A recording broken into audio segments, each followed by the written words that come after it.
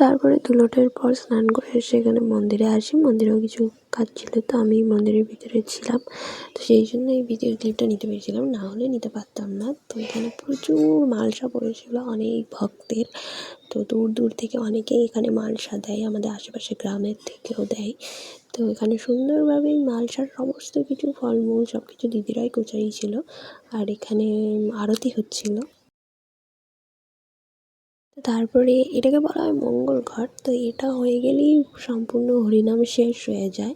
তো এখানে মঙ্গল ঘটটাকে নিয়ে মাথায় করে করে প্রথমে ঘুরছিল এখানে, আর এটার এই ঘরটার ভিতরে বা মালসাটার ভিতরে কিছু গঙ্গার জলের সাথে হলুদ টলুদ কিছু মেশানো থাকে, যেটা সবার মাঝে ছিটিয়ে দেয়। দেন তারপরে এইভাবে এটাকে ভেঙে দেয়, অনেকে ভেঙে দিত আগে, কিন্তু এখন এভাবেই গড়িয়ে দেয়, শুয়ে দেয়, যে তারপরে অনেক বাচ্চা ছেলে শুয়ে দেয়, অনেক কিছু হয়। তো আজকের ভিডিওটা এইটুকুই, দেখাচ্ছে নেক্সট পার্টে, বাই।